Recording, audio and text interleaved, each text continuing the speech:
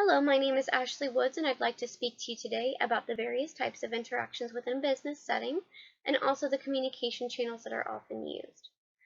According to Mason Hipp, we are all born with somewhat of an innate communication ability. However, he also mentioned that it is mostly something that is learned and refined over time. I would also like to share with you some suggestions that I have come across for optimizing communication depending upon the channel used and the target audience. Communication in business occurs from the business to the employee, from the business employee to the customer, and the business to the general public. Some of the most common avenues for communication include email, telephone, face-to-face interaction, as well as social media communication.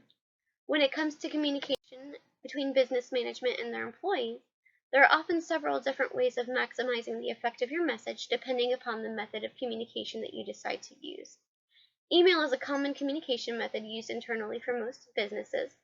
According to Mitali Bose, poorly written, unclear, misleading, or ineffective emails not only cause a loss of time and productivity, but can also harm one's reputation by leaving a poor impression on the reader.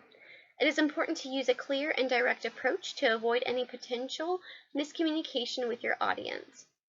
With communication by phone, it is important to maintain a professional speaking pattern and monitor your tone of voice. It is also important to choose wisely what topics you are going to discuss over the phone to avoid emotive issues that are better discussed in person. With face-to-face communication, I suggest to monitor your own body language and nonverbal cues in order to properly reflect the communication that you are giving. If you are giving your employee feedback about their performance but hold a frown to your face and have an unfriendly tone throughout the communication, the employee will likely think that they are not performing up to your expectations, regardless of whatever it is that you say to them. With communication between business employees and customers, I believe that regardless of the avenue of communication, much of the guidelines should remain about the same. Email or other digital forms of communication should always be proofread and free from error prior to being sent. Digital communication should be organized well and personalized to meet that specific customer's need. The customer does not have the opportunity to hear your voice, so maintaining a helpful tone in the wording of the email will make the communication more appealing to the customer. By phone, tone should always be helpful, courteous, and professional. Having worked in a call center myself, I would stress the importance of listening closely to the customer's needs and responding appropriately to their concerns. With face-to-face interaction, it is important to dress professionally and monitor your body language. It is always a good idea to remain smiling, friendly, and reflect openness and helpfulness to your customer. I would also suggest that you avoid any distractions and to give your customer your undivided attention. Communication between businesses and the general public via social media can be a positive way to boost interest in that business. With several benefits, it also comes with a few risks as well. According to Timothy Sykes, it is important for a business to be consistent with the frequency and content of their posts. If you usually post once a day, and then don't post anything for a month, and start posting frequently again, you will likely lose quite a bit of interest from potential customers. Public social networks such as Instagram, Twitter, and Facebook are good methods for reaching out to future and current customers.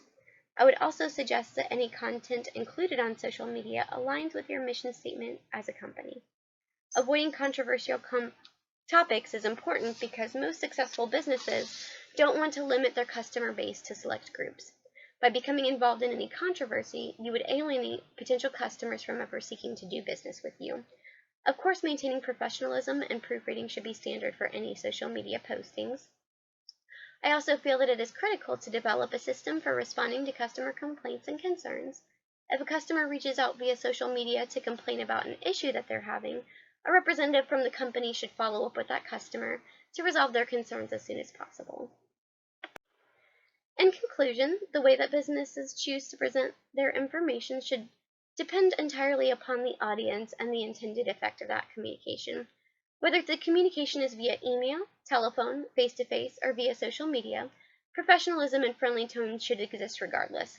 It is important to monitor your delivery methods to be sure that your point is going to be made effectively and that miscommunications do not take place. I would suggest that all members of a business think carefully about the intended effect of their messages prior to deciding which avenue of communication to take. Thank you so much for listening, and you have a great day.